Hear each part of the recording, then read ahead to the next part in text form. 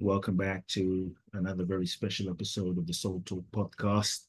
I'm really looking forward to diving in today. Every episode, I'm always excited to dive in. As you know, I love to bring on people from various disciplines and walks of life. My guest today is the founding executive director of HeartMath Institute, and she's a key spokesperson for HeartMath. You may or may not have heard of HeartMath, but probably in some way, shape, or form, you've been impacted by HeartMath, probably without knowing. And so it's going to be a fascinating conversation. For 30 years, she's been sharing knowledge of the heart and heart wisdom. She has co-written a couple of books with the founder of HeartMath, Dr. Childre. Welcome, welcome, welcome to Soul Talk, Deborah Rozman. Thank you so much, Coot. It's my honor to be here. I've been really excited to dive in and explore today's conversation. I know you've been involved with HeartMath for quite a while now, and Doc for quite a while now. And we've had the pleasure of meeting through TLC, but also when I got to meet Doc many years ago. Yeah. And so I've just been thrilled to get to dive in and explore. I have so many questions for you. Before we dive into some of those, I'm always curious as to how people got into their path, got into their purpose. I'm curious, like, what led to you getting into this field, heart math, teaching, consciousness? Was there a moment? Was it your parents? Was there a traumatic moment? Like, what was the path for you to get onto the path?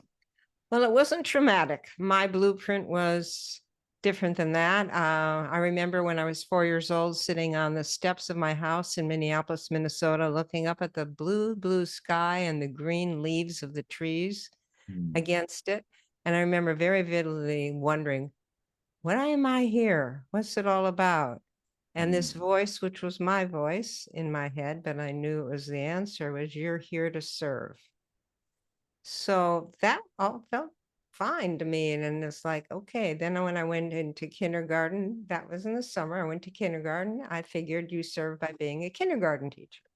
And then first grade, I was like, oh, they care. I'll be a first grade teacher. And it went all the way up to sixth grade. I was sure that that's the way I was supposed to serve, because all my teachers really had lovely hearts and cared about me and the students. And then when I got to seventh grade, junior high, and there were all these different teachers, and it was no more of that intimate connection, I said, okay, there must be, and all this was semi-conscious. It was following a signal, following my heart, really, following where care was. And that's when I decided I want to understand more about it all. And I decided I'd become a psychologist, which is the path that I studied in high school, and researching whatever was available, came into some of the consciousness writings, didn't understand it that much, and then went to the University of Chicago, which was the best psychology school in the country at the time. And that was in the late 60s. And just when humanistic psychology, Gestalt psychology, Esalen was just starting, the whole new. And I went out to Santa Cruz, and it was after the Summer of Love. Everybody looked like they were from another planet. Hippies, long dresses, and I'm this little Midwestern girl. And I was like, oh my goodness, I've died and gone to heaven. And then, of course, I got involved with yoga and meditation and transferred out to UC Santa Cruz to put together my own major in consciousness and be near Esalen. And it was an incredible time for the late 60s and early 70s. There was a frequency in the air. That's all I can say, is we were all there waking up to something. And didn't last forever. It was like the baby boomers. We were all Timothy Leary and Ram Dass and all of that. So there was an awakening that I experienced, along with a whole group of people going through the same awakening.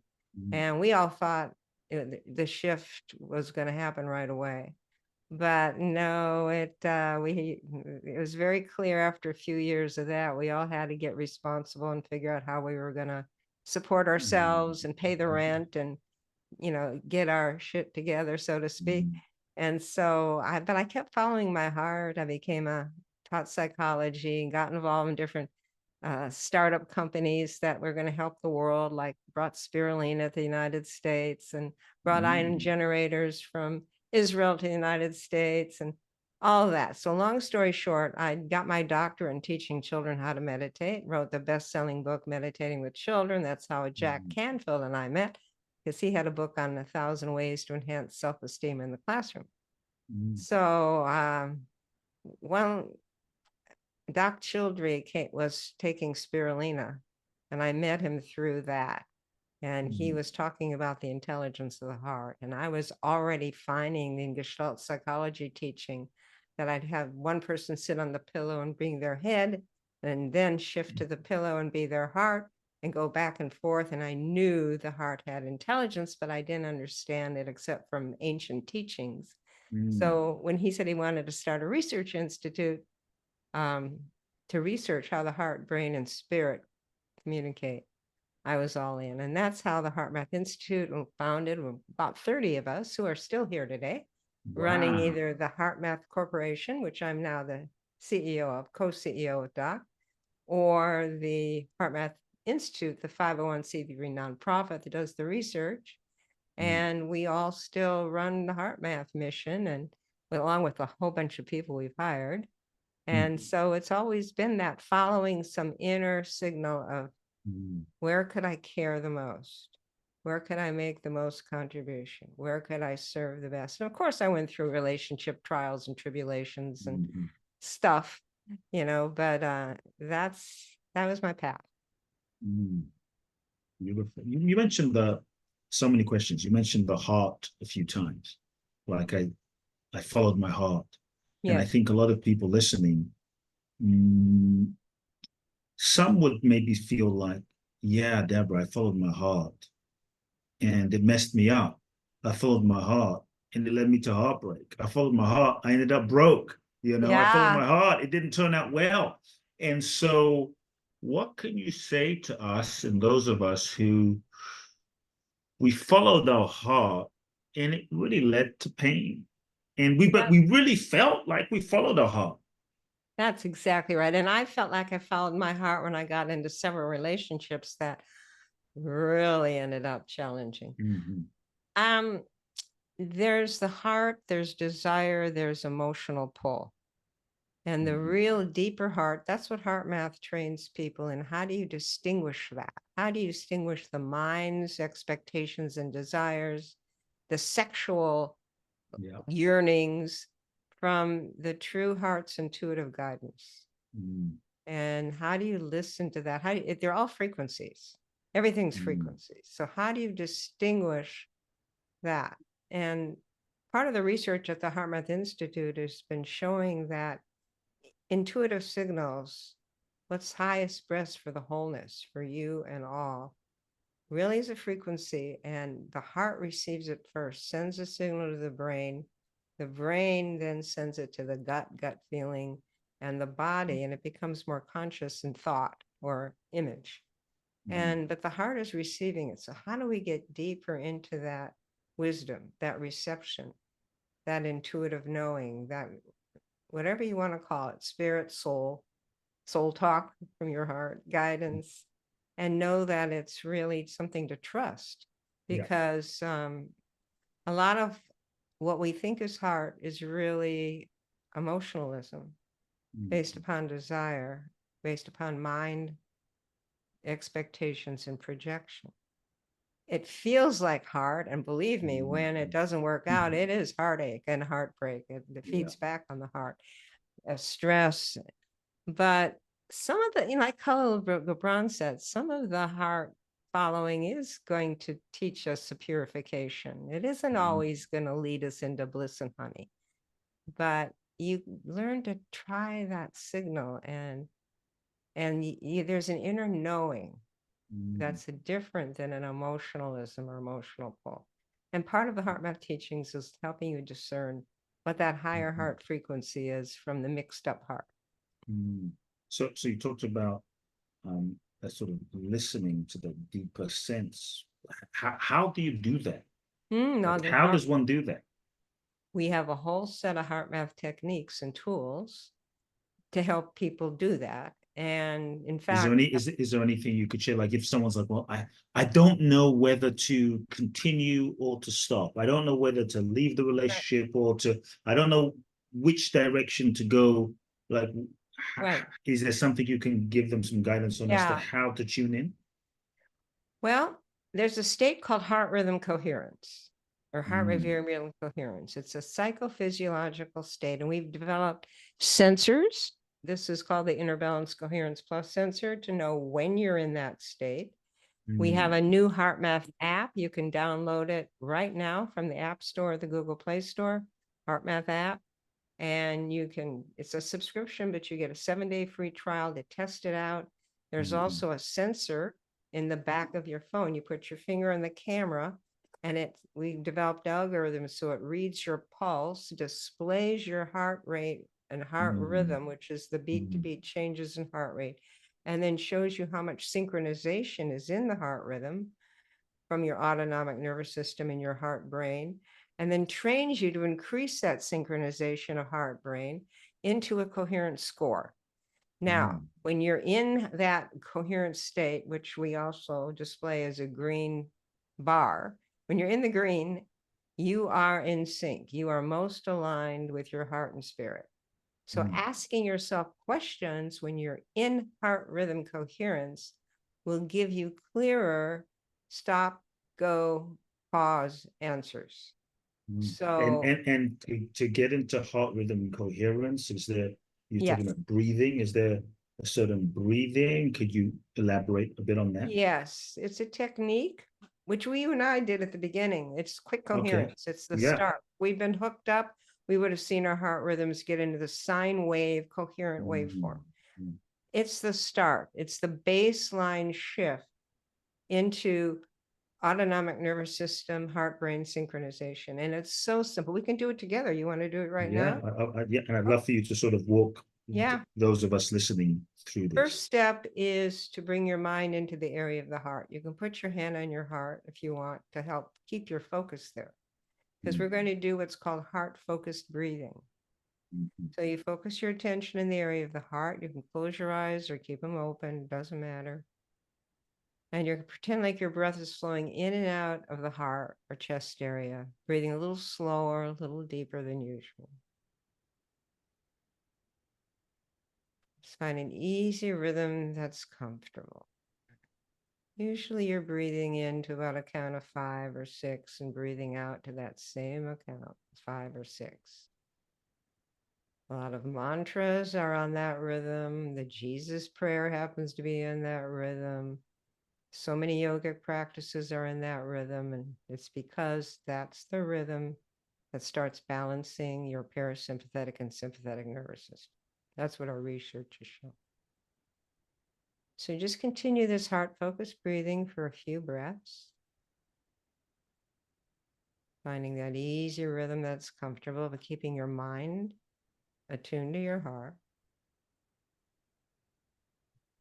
And then as you do this, you activate a genuine feeling of appreciation or gratitude or care for someone or something in your life. It could be a pet, a time in nature, someone who easy for you to love, something, a gift that you receive, something you genuinely appreciate, because it's the genuine feeling that activates heart coherence.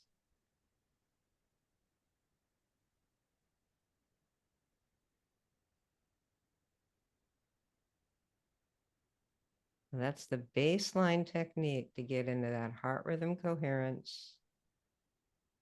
You can increase your coherence score as you go deeper in the heart with the app. And then if you radiate this through your heart's field, electromagnetic field, into all your cells, you can help with intent for healing or manifestation, into affirmations. You can radiate it to somebody who needs help outside of your immediate environment. As the heart energies travel outside of time and space.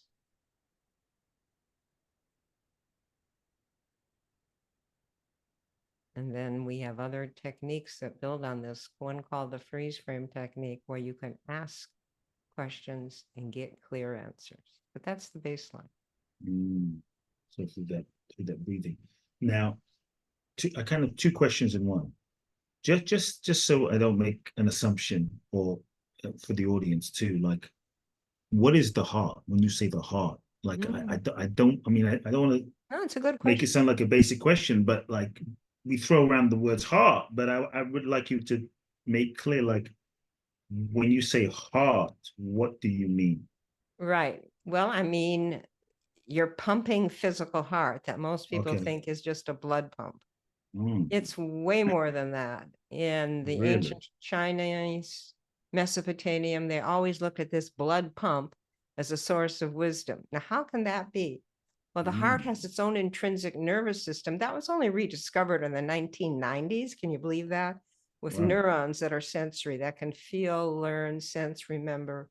This nervous system, the little brain and the heart, operates independently from the brain and the head. It's receiving different frequencies. Everything's free. Mm, And that's how we have that inner heart knowing. That's how a mom knows her child's in trouble across the mm. planet. That's how we sense and feel love, but also connection. We don't say, I love you with all my brain. We say, I love you with all my heart. And Mm, there's a actual expansion of the feeling of the heart. But the mm, heart's also a rhythmic beating organ, and it's mm. electromagnetic. It's putting out 2.5 watts of power with Wow. every heartbeat. Like And actually, physically, it's yes, putting out. it's generating an electromagnetic field like every generator does. So it's generating electricity that runs the brain and whole body. Mm, And that field is like a radio transmitter and receiver. It broadcasts your vibes, what you're feeling, mm, your attitudes, your frequencies, your energies. That's how we pick up on each other's vibes. It's through the mm, mm, heart's electromagnetic field, which magnetometers can measure 3 feet away from the body, sometimes farther. And it probably goes farther, but our instruments can't measure farther. Whereas the electromagnetic field of the electricity of the brain is 1 inch from the brain. So we are always mothers and babies and relatives and friends and couples. We're sharing how we feel energetically. So you can call mm, that the energetic heart that surrounds the physical heart. And that energetic heart is infused by spirit and by our emotional state. And that energetic heart is the first place where spirit, like the main trunk line of where spirit, soul, higher self enters the human system. It's mm, everywhere, but that's the main trunk line. So as we learn to really tune to what's going on in our feeling world and in our heart energy, we expand consciousness much more quickly because it's mm, feeding the mind and the brain and the higher brain centers that are tuning to spirit as well. But the heart is the master conductor of the whole system. mm, mm. Even And like that's the physical heart and the that's the physical. energetic heart combined. Can you speak a bit more about the energetic heart? And you talked about it emits frequencies, Yeah.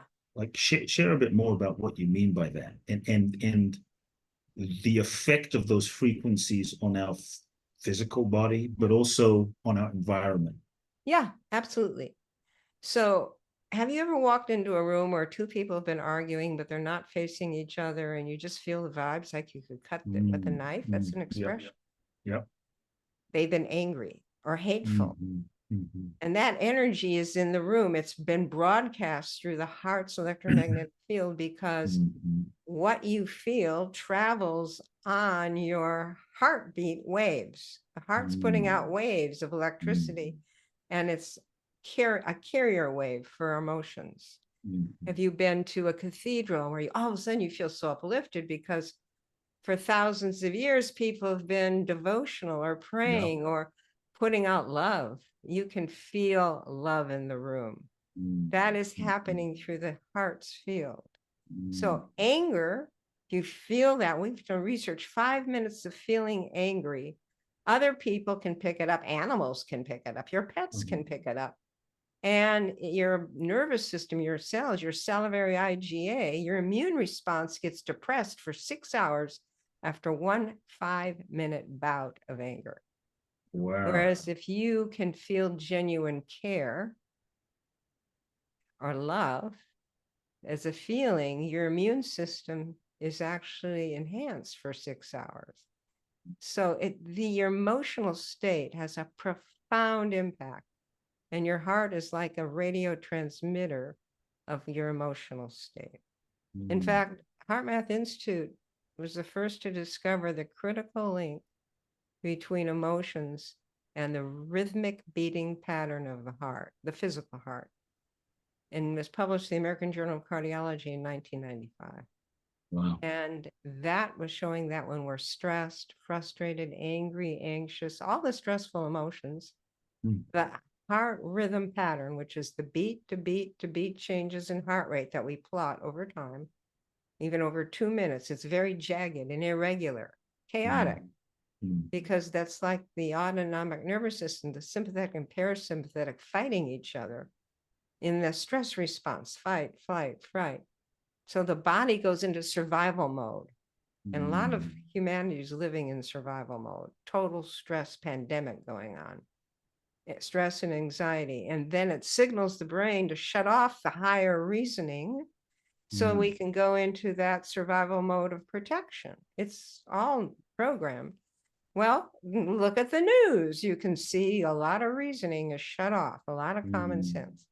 Whereas when you can get into that heart rhythm coherence state where the sympathetic and parasympathetic are dancing in balance, change your physiology, which is what our sensor and our app helps you do with the techniques. You change how you feel. Your mood shifts, your perception shifts.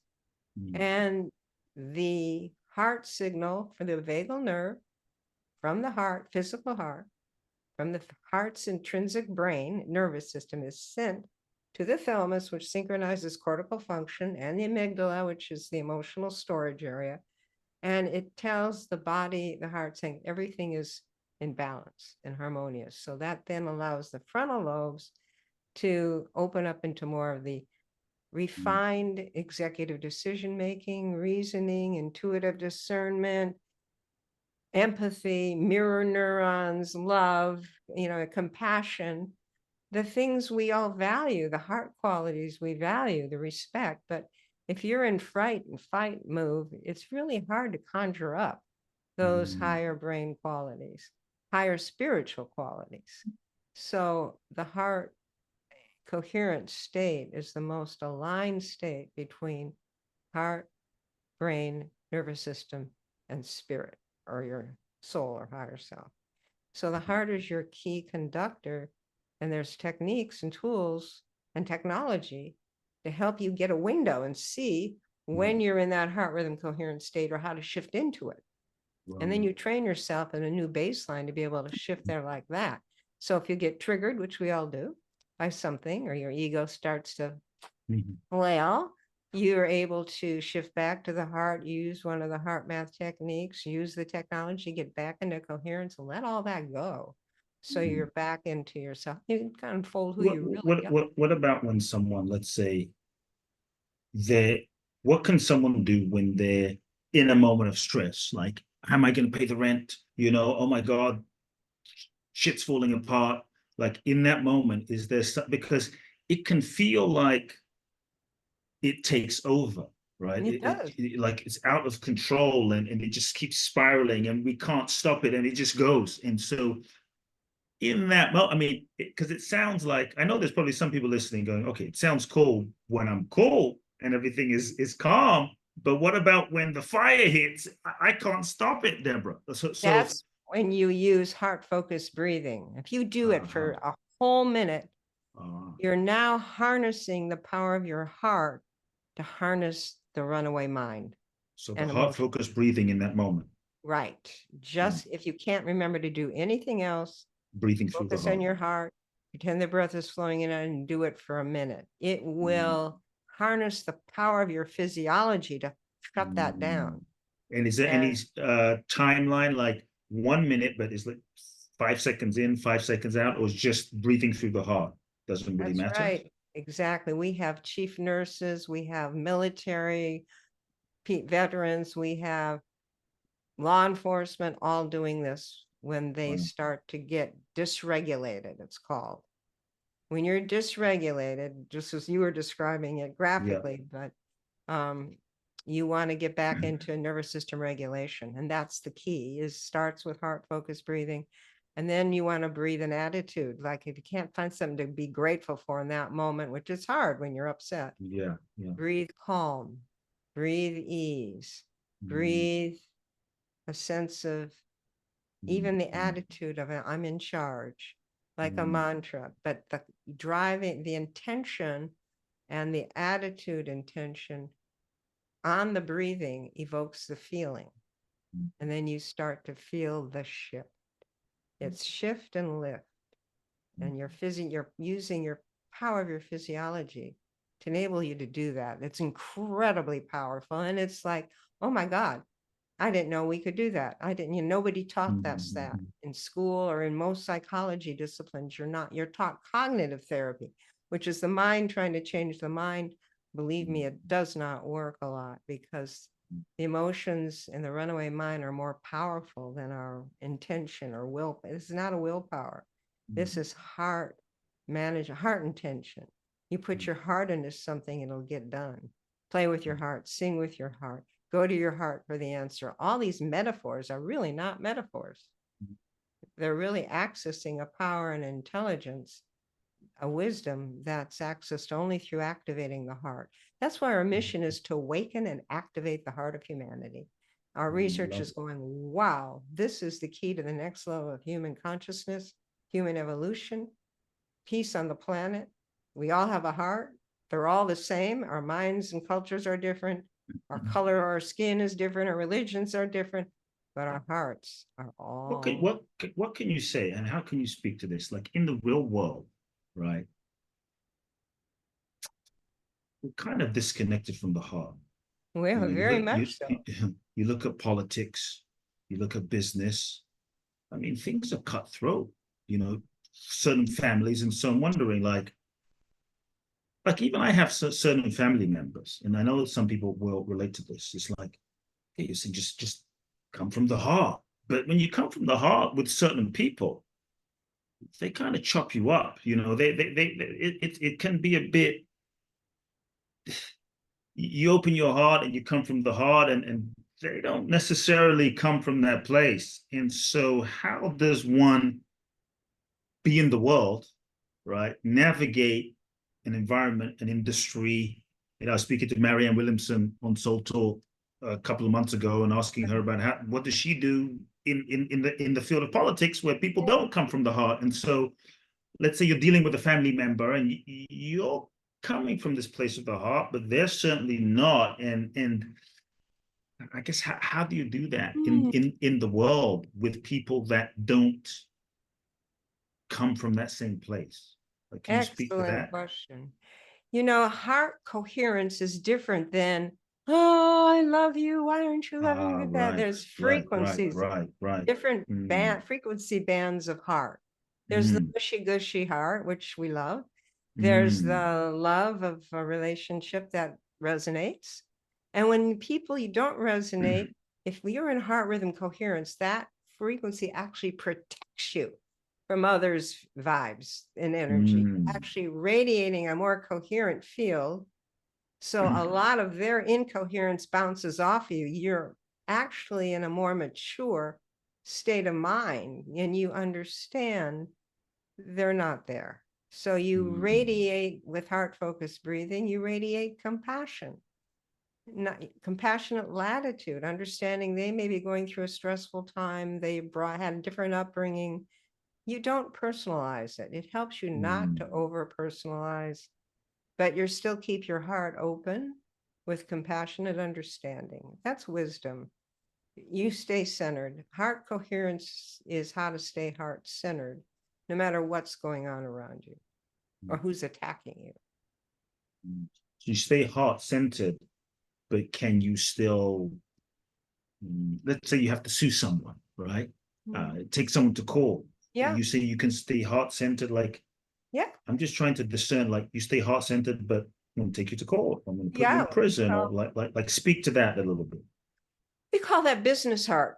If as long as the core value is integrity, you're taking someone to court out of integrity, that's a heart quality. Right. Or dignity, your, higher dignity. Boy, do we need that in this political situation right now. Yeah. Those are heart qualities. When we teach the military, we focus on the heart qualities that brought them there, like patriotism, love of country, respect, honor. All of those are qualities of the heart that bring you into heart coherence. If you genuinely feel them, they align you with spirit, because there's qualities of spirit. So you might have to take someone to court. It's not about letting someone walk over you. An open heart is not a doormat. An open heart is heart energy flowing in and out of your system, but at a higher frequency. So it allows intuitive wisdom, intuitive discernment to flow on that heart frequency. So you see the appropriate way to respond. You understand if you're putting out compassion, forgiveness, kindness, but stay centered. You don't have to get into their stuff, but you have compassion that they're in it. And your business heart means you may have to fire someone if you head up a company like I do. It's not fun, but you go to your heart for the best, kindest way to do that, because you know it's the integral thing and proper thing to do. Same thing if you have to take someone to court because of their lack of integrity, you have your integrity that's doing that. You mentioned the military. I'm curious now. Like, how does it work for the military? I understand the part about aligning with a higher cause, but like, sometimes military, they give instructions and orders to go kill, right? And some of the things, I'm like, fighting for a war that I don't know. It seems a bit like, why are they fighting in that situation? And so, how does it work there? Can you kill and still be in? Well, I don't get into that. That's like, I couldn't. Yes. But people have different blueprints. I'm speaking that. I mean, and people say, were you a conscientious objector asking their grandfather when Hitler was around? What do we, how do you handle something like that? And so what we teach in the military is situational awareness and self-regulation. How do you, so you're not losing it. So you're making more calm. And same thing with first responders. You're making calm-centered choices. We don't tell them what those choices should be or shouldn't be. They have to listen to their own inner guidance for that. And because we're not going to prescribe. That's the problem now. I don't care if you're the far right or the far left or God knows where. Everybody wants to enforce their view on beliefs, others. And that is the problem with society, that we have to allow people within a certain framework, as long as make their own choices. And it's not a matter of, it's how all the isms go awry, because they end up jailing the opposition to whatever they think is the way to go. And that always backlashes. So it's the same thing in our own integrity. You have to follow what's integral to you. You can't say what's integral for someone else. I want to just touch on intuition again, and I love more clarity on intuition. Yeah. So you get into the heart coherence, and from that place, you ask. And I guess, how can someone still discern whether their intuition is truly the intuition?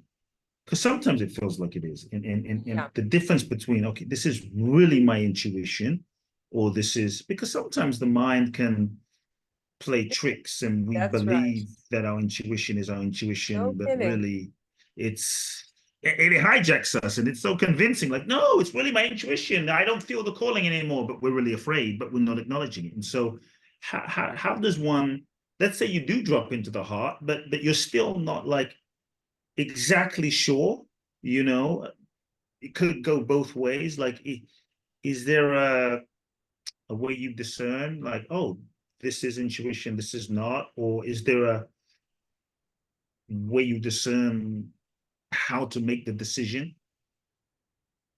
It's all in the feeling world. It's not in Mm, the thinking world or the mind world. You mhm, mhm, learn to have more refined feelings as you practice this. And the mhm, feelings give you that sense of, yeah, a ping, we call it. When it has mhm. that ping, yeah, it's because you've tested enough. You have to be your own self-scientist Right. to know what your own confirming signals are, or what your own signals that go, let's Mm, pause. mm, Let's pause and wait a little bit, because there may be more information that comes in that'll clarify for me. Or there, sometimes it's a green go sign, go, step into it now, or you'll lose the inspiration and the opportunity. It's all refining your feeling mhm, antenna.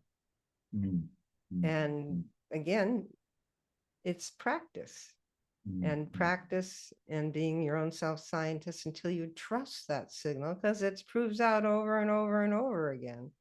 And even then, on some real challenging issues, the power of pause is pause. greatest friend. Tell me about pause, the power of pause.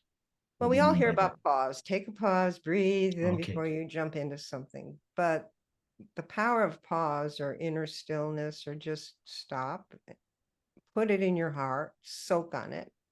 Then Mm, maybe in the shower or the next morning, you'll get a clear answer.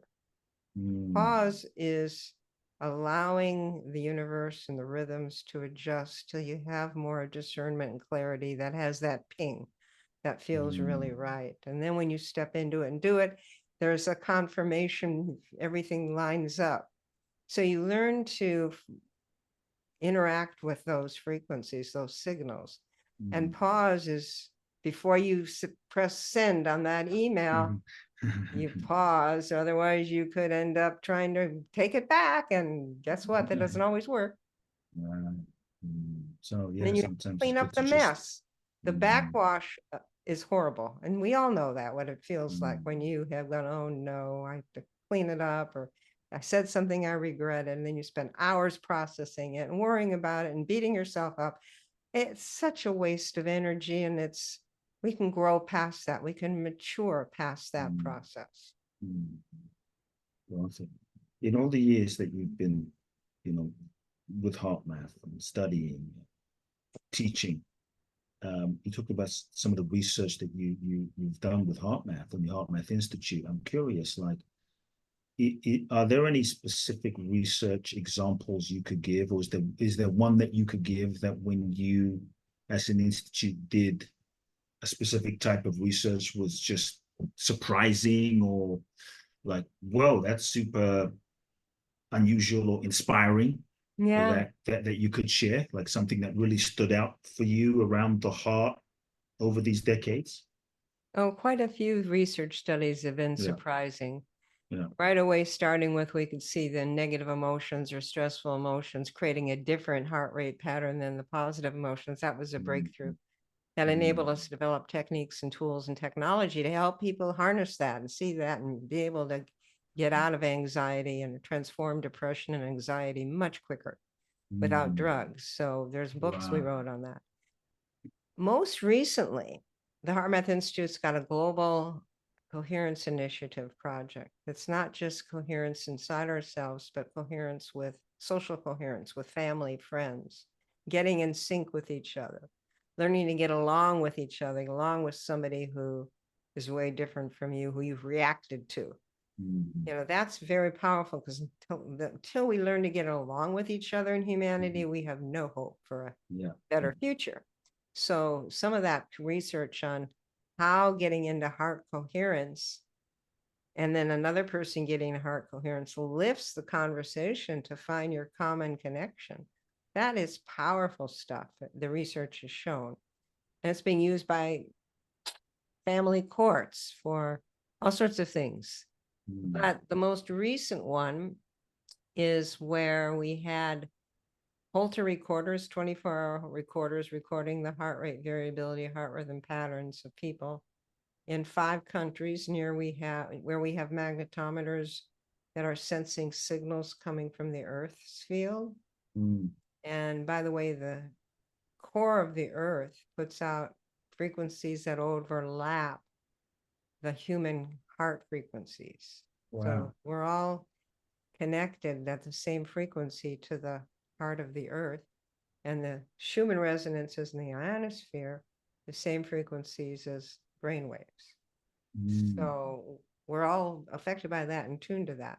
So we did a research experiment where we had over 100, it was small and it was successful. So we replicated with over 100 people in these 5 countries, spending 15 minutes doing what we call a heart lock-in, which is the technique I taught you, but basically radiating love, appreciation, kindness, care, any of the coherent heart qualities that get you into heart coherence, radiating into the heart's Earth's energetic field, the Earth's geomagnetic field. And doing that for 15 minutes in 5 locations near where we have these Earth sensing magnetometers. The results were quite astounding because there was a synchronization across the planet of people's heart rhythm. So this is a non-local quantum field synchronization because there's nothing physically doing it. And what was even more astounding was that there was a carryover effect that sustained for the next 24 hours. These people wearing 24 Holter recorders went, whoa, this has implications for humanity. If enough of us can put out heart qualities, coherent heart energy, and synchronize, and it's in the field, then we maybe can affect global consciousness. But what was most fascinating, the researchers like, what is the connecting mechanism here? It has to be a frequency emanating from the Earth that's synchronizing everybody's heart rhythms. There has to be something in the Earth's field that is drawing us all together. The Earth's heart and our hearts were synchronizing, and nature's resonant frequency is 0.1 hertz, which is the coherence frequency that you'll see in if you get the M wave or the inner balance technology, the sensor, you'll see it displayed at 0.1 hertz nearby, is the coherent heart rhythm. That's nature's coherent heart rhythm. That's the heart rhythm of the core of the Earth. And there's a slow wave rhythm that they'd never detected before that appears to be involved in synchronizing humanity's hearts. That blew our minds. And that needs a lot more research. But you asked the question, and that paper just been submitted to Nature Scientific Review for publication. The University of Lithuania, where one of the sensors are, sponsored a lot of the research with HeartMath Institute. So, we're discovering more and more about the heart and all the metaphors that aren't just metaphors, and all the religions from Chinese to Mesopotamian to Christianity, Judaism, all of them the founders all talked about the heart as a source of intelligence. Isn't there some sort of ancient Hindu sort of idea about a space in the heart that is the seat of the soul, or something like that? Oh, I don't think it's the brain, it's the heart. Yes. The Upanishads talk about the Brahman is the seat in the heart, the ancient Kabbalah, the Jewish, all the ancient scriptures, the Chinese symbol for spirit and listening is in the heart, is the heart. It's like we got so far away from what, as we developed our intellect and our creative capacities of the brain, we started thinking we exist from the neck up, not realizing that the heart is what is coupling us with another dimension. And the native cultures all knew that, because that they don't have the developed intellect, so they develop the heart. Now the opportunity for humanity is combine this incredible intellect with the heart intelligence And as long as the mind is serving the heart's purpose, which is wholeness, holistic awareness, what's best for all, not just self-centeredness, then that activates higher centers of the brain that remain dormant for most people. So it's the human operating system. And, we're just starting to map it out in how the heart, and it's all a distributed system. It's not just confined in time and space to one locality, but we can access the wholeness of it. That's what meditation is designed to do. And because become awaken who we truly are as these universal beings, you have to activate the heart and live by the virtues of the heart, because they are what access higher frequencies. Not to be good or to be saintly. I mean, all that's fine, but it's because that's what accesses higher intelligence.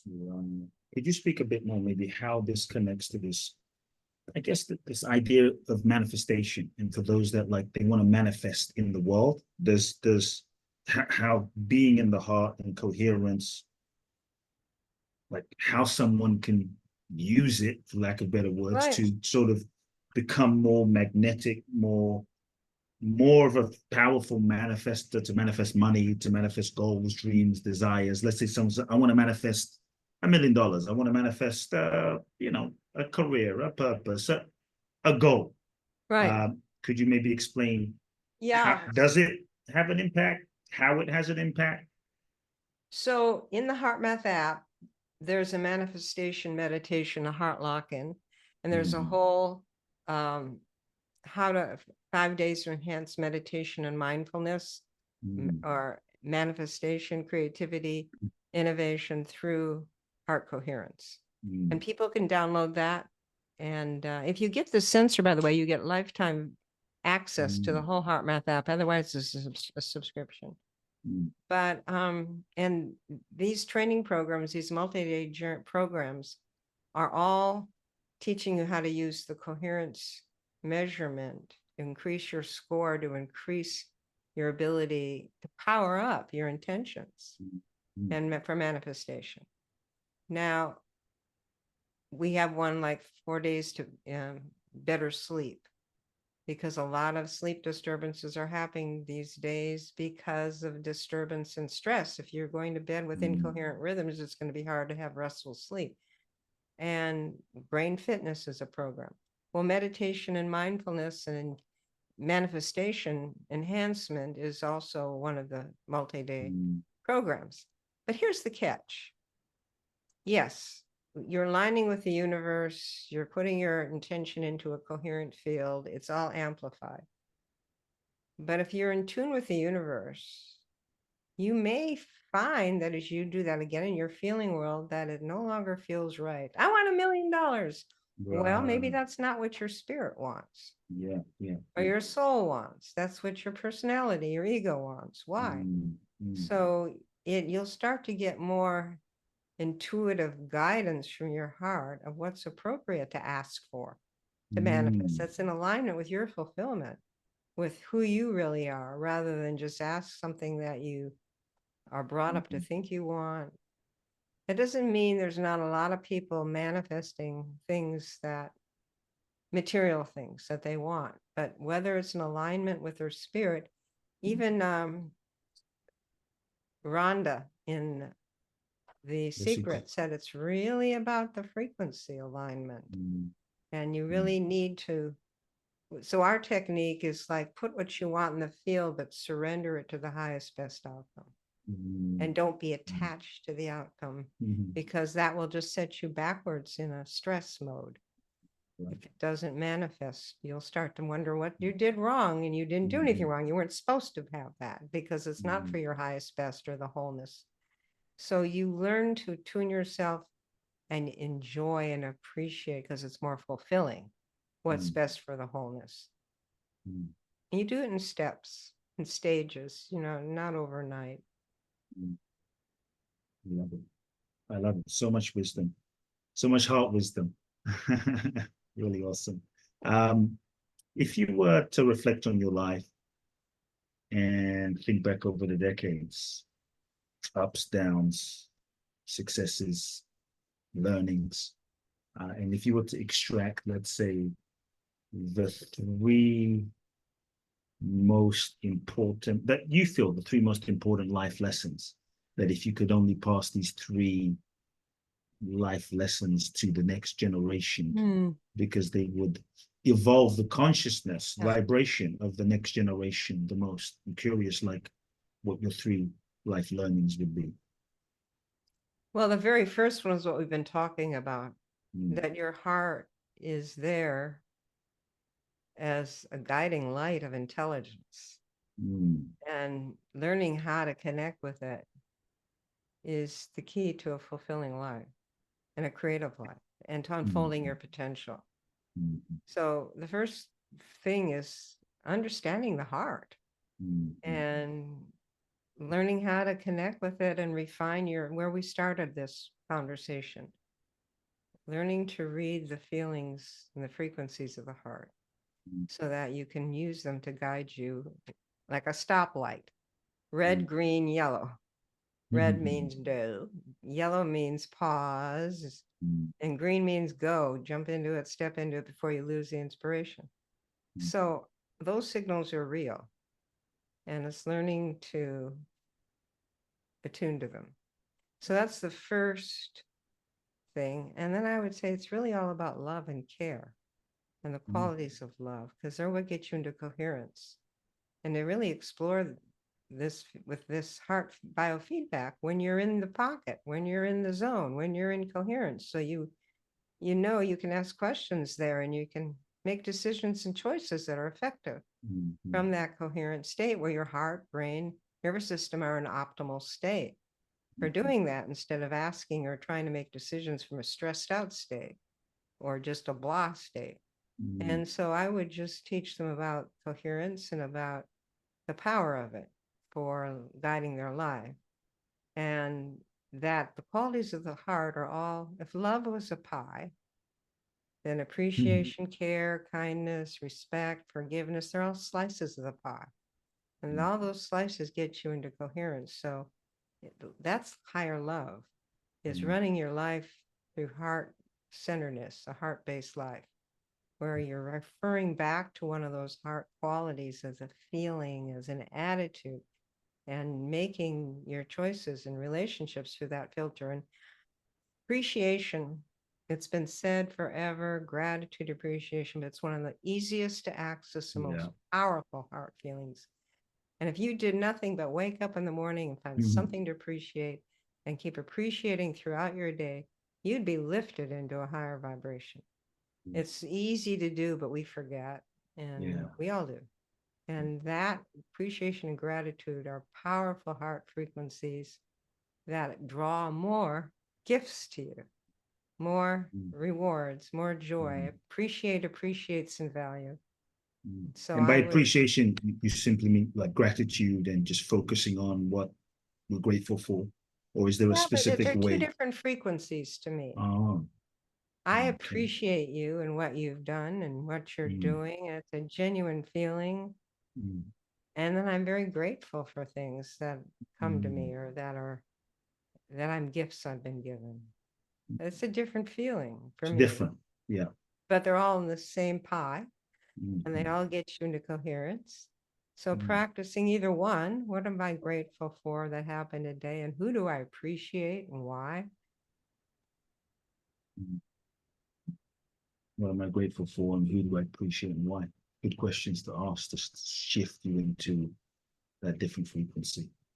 I think many times, even when we're going through challenging moments, difficult moments, we sometimes aren't in touch with the gratitude until like weeks or months or years afterwards. And then we look back, and I was just telling someone the other day, I think as we evolve, a higher level of evolution is to be able to find the gratitude and appreciation whilst we're going through the shit, whilst we're in the midst of it, maybe even gratitude for the lesson that we're learning. Well, I'll tell you the secret of that to me is do that quick coherence technique I taught you and find something to be appreciated and grateful for that distracts you from the challenge.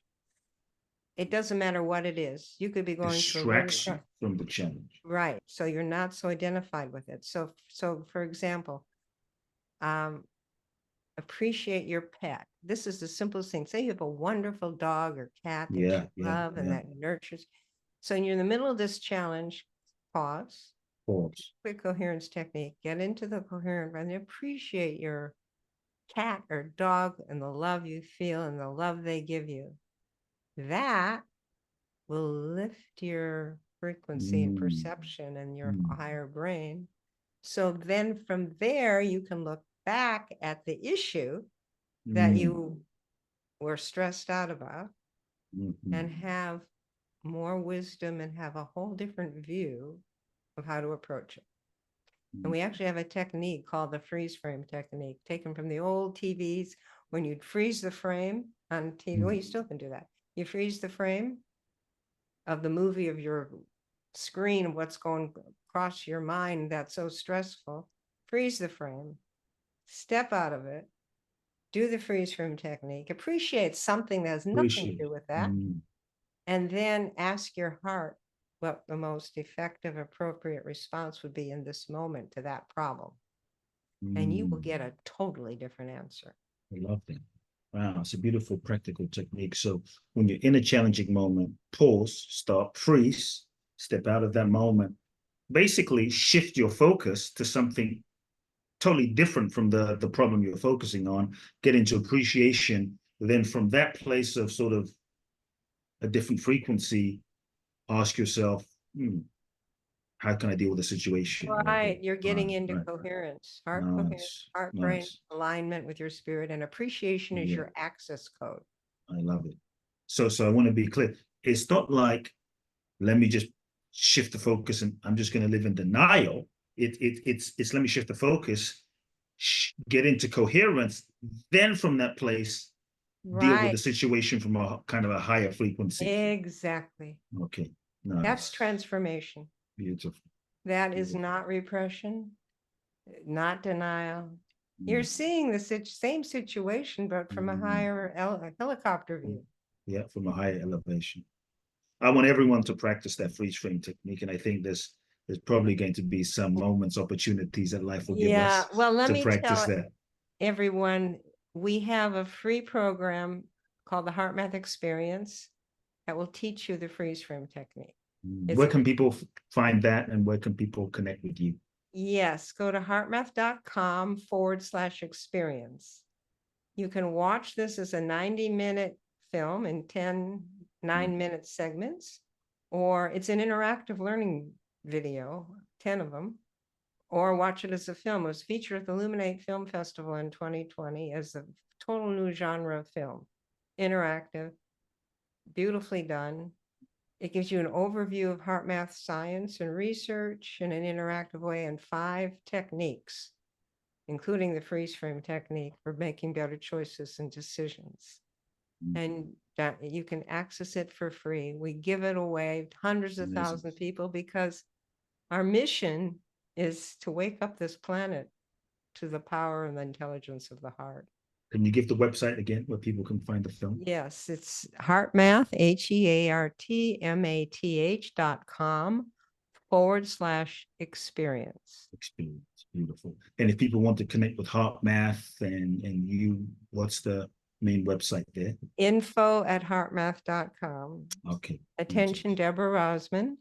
And go to your app store and Google Play Store and download the HeartMath app and play with it for a few days. It's free. Because get into coherence. There's a beautiful onboarding. It'll take you, hold your hand right into what gets you in coherence, and you'll be able to feel the shift. The key is feeling it. That's the key. I've always said it, and so I'm so glad we are in resonance, and we're totally in sync. And I'm seeing why we're connecting and reconnecting even more. Wonderful. So, folks, you heard it. We're going to put all of HeartMath's and Deborah's links in the show notes. Definitely go to the website, watch this film. I'm going to check it out myself. Send me an email, cootblackson@cootblackson.com. I want to hear your key takeaways from today's episode. I'd love to know how you enjoyed it. Share this episode with everybody in your life that you know would benefit greatly. Deborah, it's been such a joy, such a blessing. My heart is wide open. You're a Well, blessing. thank You've been you. a It blessing has to our been. community. Yeah, I look thank you so forward much. to our interview on my podcast. Thank you so much. Folks, we'll connect next week on Soul Talk. Until then, much love. Big hugs.